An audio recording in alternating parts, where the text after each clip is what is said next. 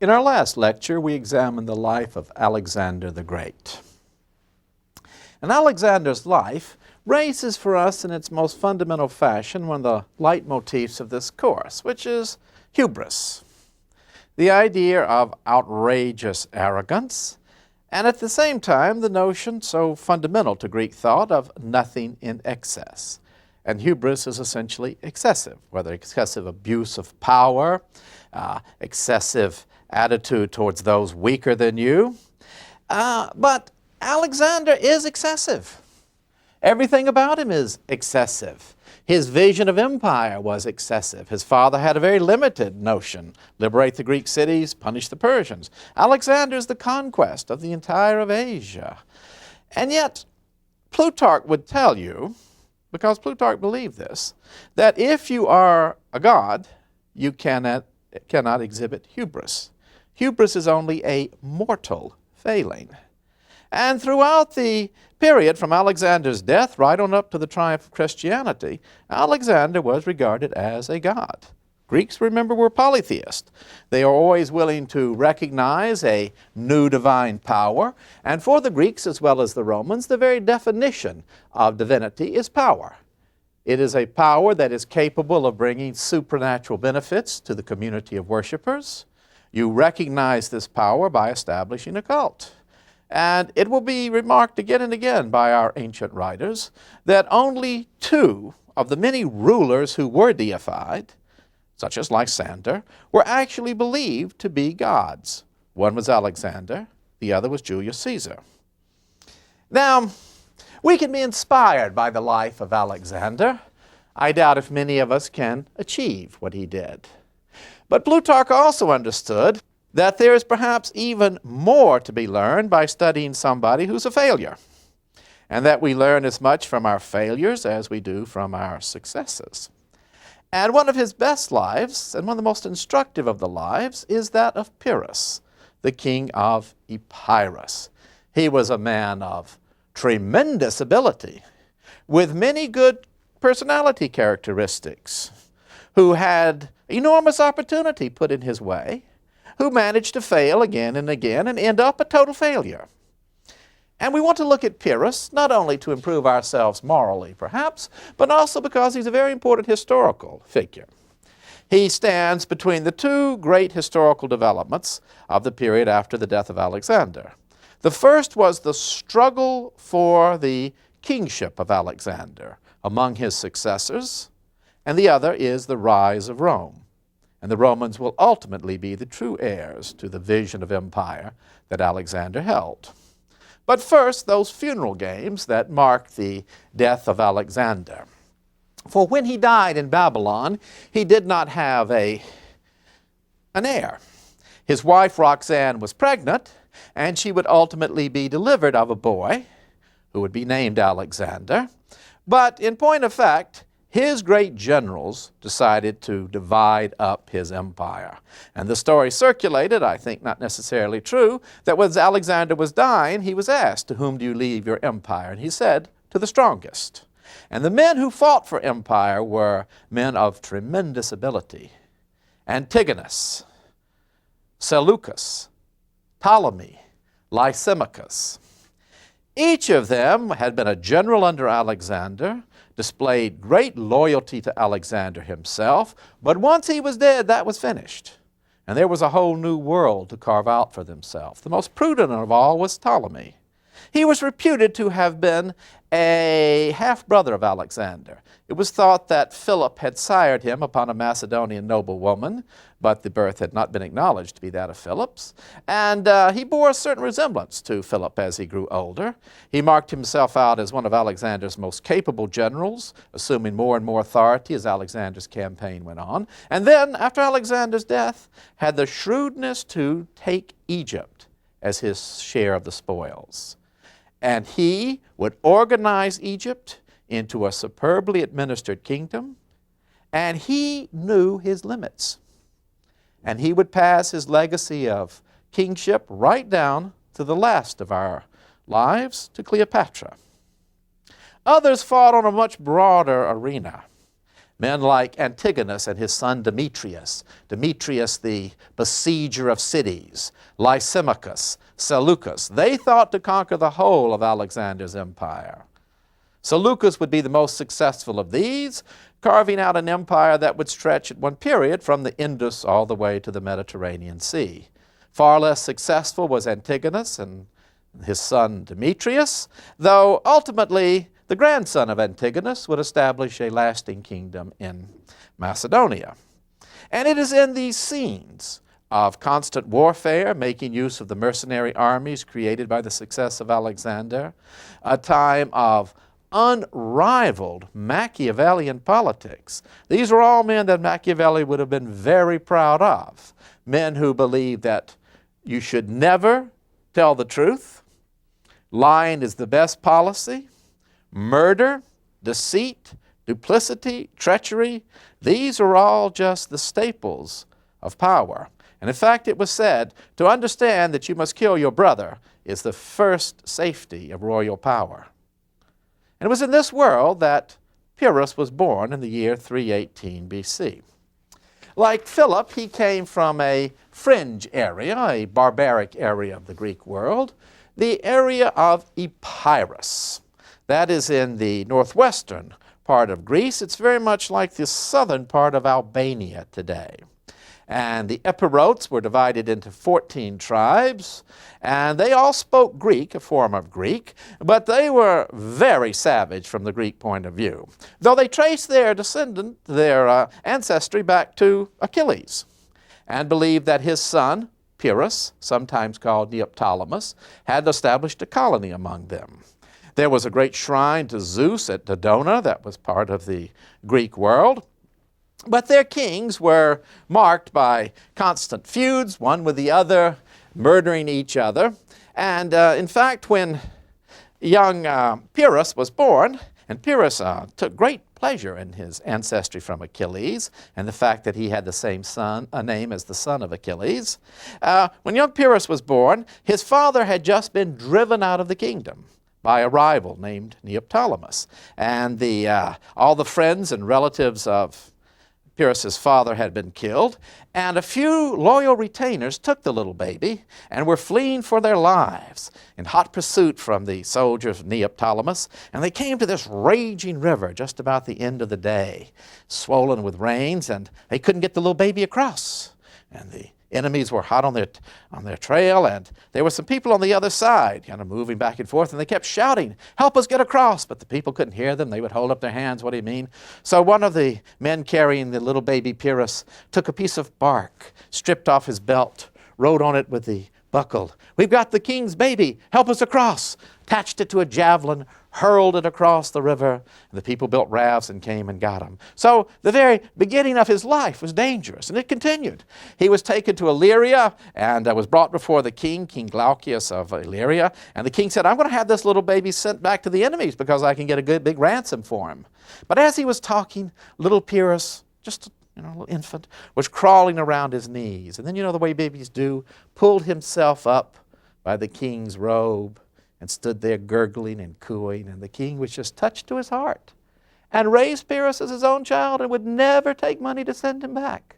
And at the age of 12, put Pyrrhus back on his throne. So this is the first opportunity, don't you see, that life gave Pyrrhus. And he is king of Epirus at the age of 12 and lasts until he's 17. And then he goes off to attend the wedding ceremony of King Glaucus' son, with whom he was particularly close, and he's thrown out of his kingdom. Neoptolemus comes back, takes the kingdom back, and young Pyrrhus, out of a kingdom, must go off and takes refuge at the court of Demetrius. Demetrius, the besieger of cities, who at this very time is engaged in great struggles to gain the empire and legacy of Alexander the Great. And at the age of 17, Pyrrhus is already a trained soldier, and he is a man of enormous skill as a warrior and of unimpeachable bravery. In fact, that is what he likes doing best, is fighting in war and killing people. That is what he likes to do, and he does it well for Demetrius. And then has so distinguished himself that Demetrius sends him as a hostage to the court of King Ptolemy in Egypt. And there, Pyrrhus shows the ability to win the favor of people who can help him. Now, that's an important human quality, important to our success today. And he develops close ties with one of Ptolemy's wives. These successors were laws unto themselves. That is, in fact, what a king meant, to be above the law. And they were all polygamous, had numerous wives, and Ptolemy had a number of wives, and one of them was Bernice, and Pyrrhus attaches himself to her, and she becomes so fond of him that she gives him one of her daughters by a previous marriage. And helped by Ptolemy, he goes back, Pyrrhus does, and established himself back on the throne of Pyrrhus. And he and Neoptolemus come to an agreement. They're going to share the kingdom among themselves, between themselves, and then they hold a big festival to celebrate this. Pyrrhus learns that Neoptolemus is going to poison him, so before he can poison him at the banquet, Pyrrhus stabs Neoptolemus to death and gains the whole of Epirus. Well, he was going to do it to me. Is it really that wrong? How Pyrrhus would have asked you. And now Pyrrhus will spend a number of years engaged in an ultimately fruitless struggle for the throne of Macedonia. Now he's king of Epirus. Why not just stay as king of Epirus? But no, these other ventures lure him on, don't you see? And to be king of Macedonia is to have a certain legitimacy. That, after all, was the home of Alexander himself. So first against Demetrius and then against Lysimachus, one of the other would-be heirs to Alexander. He wages a series of wars with mercenary troops and with his own Epirote troops. And again, he shows this magnetic quality of victory. He takes on one of Demetrius' generals in hand-to-hand combat. Like knights from the Middle Ages, they break their lances one against the other. They draw out their swords. Pyrrhus is wounded once, his opponent wounded twice. And the Epirotes are so taken with him that they follow him everywhere. And the Macedonians themselves become convinced that other kings may wear purple robes. They may put on the adornments of Alexander. But only Pyrrhus is a true heir to Alexander. Such is his courage and bravery. So again, there's his opportunity right at his doorstep. And his Epirotes call him our eagle. And he will say, no, I am only an eagle because your bravery is the wings that sustain me. So this winning quality. And he is thought to be so brave that his body has miraculous curing qualities. And he can cure you of illnesses of the spleen.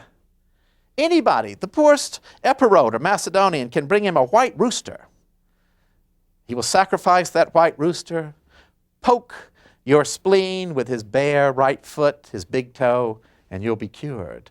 Well, don't snicker at that. At the end of his life, it was found that his whole body was consumed by fire, but that big right toe endured and endured for generations. You could see, hung up in a temple, the big right toe of Pyrrhus.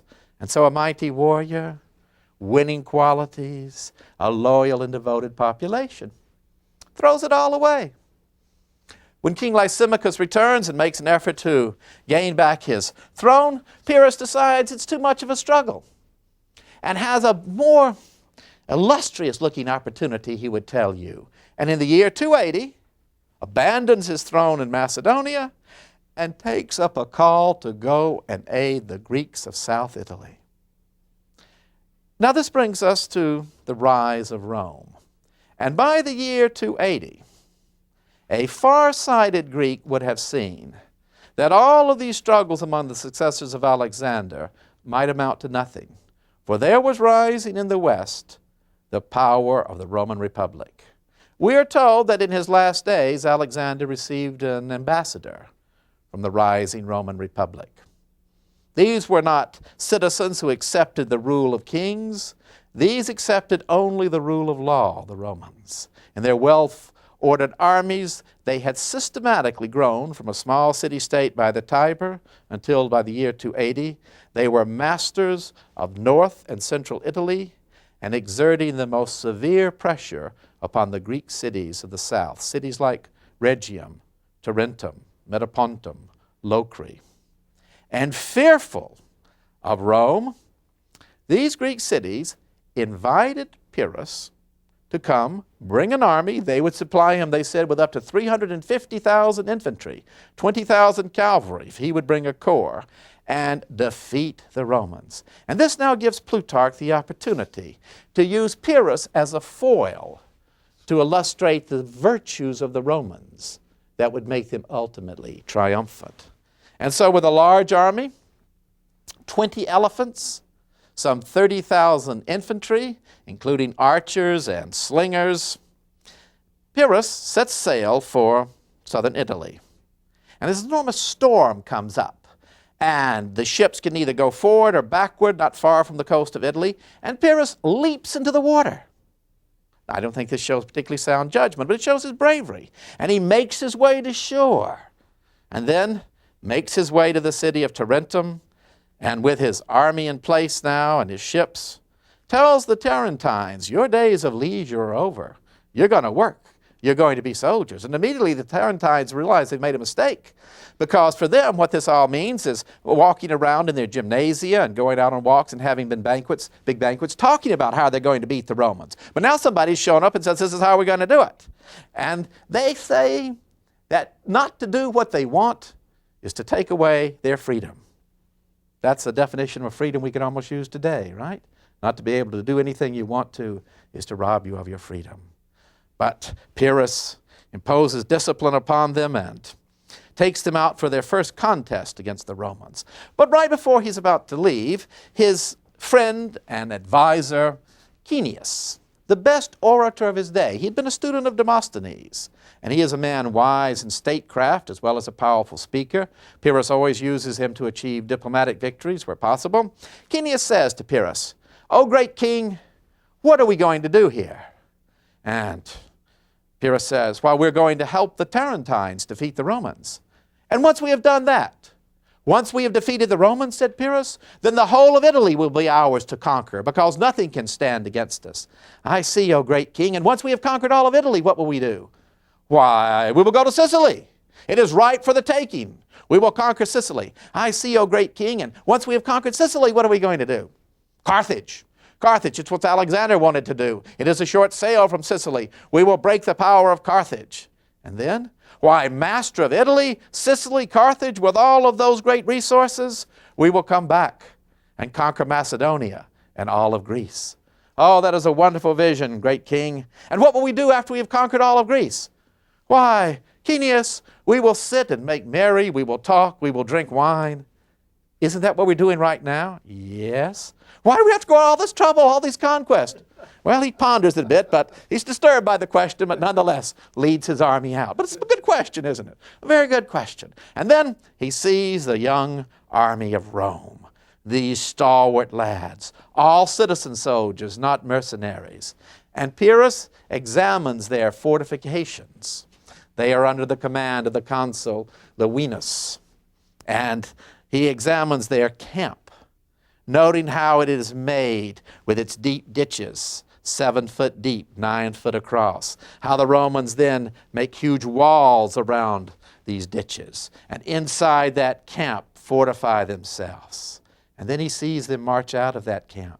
Now he has drawn his army up in very good order, Pyrrhus has. There's a river, the Pyrrhus River, between them. Not far off is the town of Heraclea, which will give the name to this battle in 280.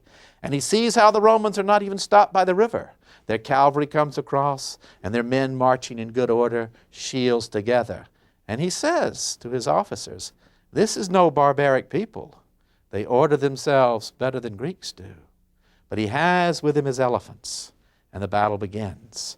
And Pyrrhus just cannot help himself. There is a vicious-looking Roman who keeps staring at him and glaring at him, and Pyrrhus takes him on in hand-to-hand combat and slays him, and then moves up and down among his men, rallying them, driving them on. But the Romans are the toughest soldiers he has ever met.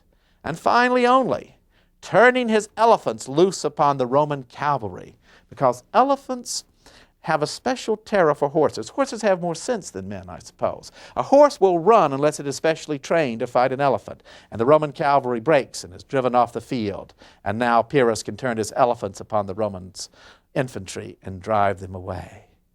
And the battle is over, and Pyrrhus has won. But then the losses are counted up.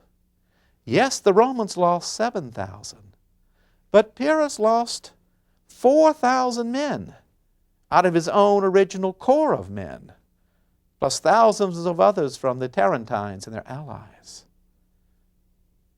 There's where we get our term, a Pyrrhic victory. More such victories, and we will be undone, says Pyrrhus. But he marches to within 37 miles of Rome, and then wants to negotiate with the Romans. And for the moment, the Roman Senate is in awe of the might of Pyrrhus, this most famous captain from Greece. And they ponder whether or not to make a negotiated peace with this enemy so close to Rome. And into the Senate is brought the old Appius Claudius, full of years and honors, consul of the Roman people, censor of the Roman people. He has withdrawn from public affairs since his blindness, but now he is brought in by his relatives. They help him stand up. I once, he says to the Roman Senate, viewed my blindness as an affliction. Now I wish I were deaf before I heard that we were considering negotiating with a foe while he is still in Italy and under arms. Do you not remember the days of my youth when we questioned whether Alexander himself could defeat us, and answered that no, he could never defeat the Romans as long as they kept their moral virtue? Send back and say, we never negotiate with a foe. It is victory or death for the Roman. So this message goes back to Pyrrhus. It is carried by Fabricius, Gaius Fabricius. He is typical of a Roman senator who is happy with a supper of boiled turnips. And he meets with the great king, and the king offers him a huge sum of money. He turns it down. The king says, no, it's not a bribe, it's a campaign contribution. Literally, it's something just to make you happy, to show how much respect I have for you. I don't expect anything in return. Fabricius says, no. Well, he just doesn't understand the power I have, says Pyrrhus to himself. So the next day, he's talking still with Fabricius, and he has this huge wall hanging, Pyrrhus does. And then he suddenly pulls it up, and there's this magnificent elephant trumpeting out. And Fabricius says simply, neither your money yesterday nor your beast today makes an impression upon me. Well, surely, says Pyrrhus, there is something we can do to bring about a negotiated peace. No, we will not make peace with you. Go back to Greece, and everything will be fine. Let's have a banquet. So they're having a banquet. And they're talking, Pyrrhus and some of his officers, and Cenius, his good friend and advisor, about the philosophy of the Epicureans. And the Roman says, the Epicureans, who are they? Well, they believe the gods don't exist, or at least they don't care. Oh, what else? Well, they think that the main object of human life is happiness. They do, yes. And they think you should withdraw from public affairs because it's too turbulent and makes you unhappy. I hope you will always follow their teaching, says the Roman Fabricius. For as long as you do, Rome will be great. And then, going back to Rome, he learns that a physician of Pyrrhus, one of his doctors, has promised to poison Pyrrhus. And so Fabricius and the other Roman consul write back and say, Pyrrhus, you are a fool. You make war with men of honor and trust yourself to knaves and villains. Tell your physician that we would never conquer in such a fashion. And so, it must be another battle. And the battle is fought at Esculum in 279. Once again, the elephants of Pyrrhus turn the tide. But the losses are heavy. This time, some 3,500 of his men fall. Another Pyrrhic victory, a victory that costs so much that it is almost worthless. And now, having defeated the Romans in 2 battles, he breaks off and sails off to Sicily and spends the next 2 years in an utterly futile attempt to bring Sicily to its knees. And having failed, comes back to Italy, having disappointed his allies like the Tarentines, and leaving Rome still unconquered. Now, his courage is enormous. In one of these battles, a soldier rushes up to him and wants to take him on in hand-to-hand combat, and Pyrrhus is covered in blood. and he takes his sword and raises it up and slits the enemy soldier right down in half. So he is a warrior. But as one of his opponents will say, he's like a man who keeps getting good throws of dice and doesn't know how to use them. And so he will take the Romans on one more time in 275 at a place that had always been called Malventum, badly come. And after the Roman victory, in which their men now charge his elephants and drive them from the field as Alexander's had once done, the Romans will rename the city Beneventum, welcome, and Pyrrhus will sail back. 5 years of his life spent and nothing to show for it, except a powerfully endowed Rome, now cognizant of the warfare of the Greeks, a Rome on the rise that will soon batter the first Carthage and then the Greek world into submission. But Pyrrhus goes back, attempts to gain the kingdom of Macedonia, gains it for a short while, loses it again, and then sets off to conquer the Peloponnese. And his expedition into the Peloponnese in 273 gives us one more chance to celebrate the bravery of the Spartans.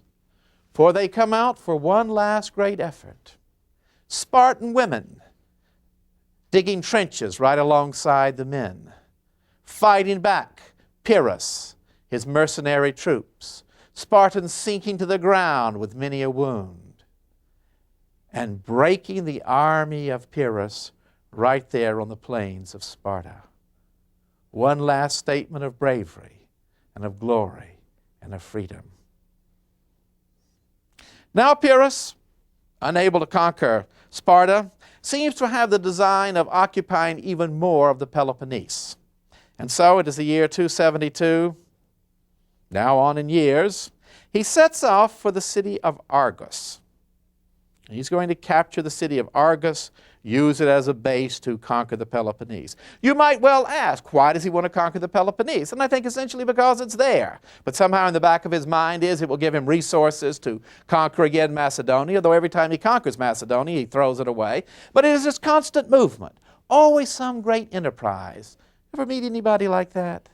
Who isn't satisfied with what they have, can't even do what they're supposed to be doing, but have these great visions. And that is Pyrrhus. And so he goes off to Argos. The omens have told him that one of his nearest and dearest will die. He has 3 sons. They are devoted to him. He has raised them up to be warriors. And on this march to Argos, one of them is cut down and killed.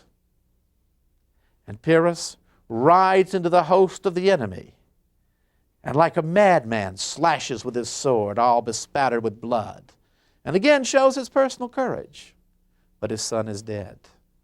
And now he must take the city of Argos. Like all Greek cities, it is heavily walled, and he makes a night attack. And he has these great elephants with him. He is a very strong believer in war elephants and their capacity, and he is going to bring them into the city of Argos. But as he gets to the gates, not having carried out reconnaissance, the towers which sit atop of these elephants and from which archers and javelin throwers hurl down weapons are too big to get through the gates. So they have to be taken off. Now he brings them in the night, and you've got these great beasts going through the streets, and they have made so much noise now that the Argives are out. And so they're fighting there in the narrow streets. Pyrrhus' army is being driven back. He sends a message to one of his 2 surviving sons to take the army out of the gates, but the message gets confused. The son thinks it means keep storming inside the city. So Pyrrhus is trying to get out. His son's army is pouring through. These big elephants are roaring up and down, and one of the elephants shows the enormous intelligence of these brutes. His master has fallen down, and so the elephant charges into the enemy host and raises up his master on his trunk and is carrying him out. In the midst of this melee, fighting back and forth, is Pyrrhus. And he's attacking one particular Argive, and the Argive's mother is watching from the top of her house. And she sees her son about to be slain by the invincible Pyrrhus, and she takes a roof tile and throws it down and hits poor Pyrrhus right at the back of his neck. He falls off of his horse and is laying there, tries to get up, when one of the enemy grabs him by the head and starts to decapitate him. And Pyrrhus looked out at him with such a fierce, terrifying view that the man's hand slipped, and he just cut him off half of his head, cut it through the mouth. And that was the end of Pyrrhus. His head was taken to the son of his old foe, Demetrius, Antigonus. He recognized the fallen king, had him buried with all rites, cremated actually, and that is where his big toe survived. And then his enemy, the son of Demetrius, took the son of Pyrrhus and placed him on the throne of Pyrrhus. But here was this man with so many opportunities, like an Alcibiades in his own way, who dies in this dirty little melee in the Greek city of Argos. And Plutarch said, there is for each of us a very special and enduring lesson in the failure of Pyrrhus. To another failure who would leave a much greater legacy, to Cleopatra, we shall turn in our final lecture.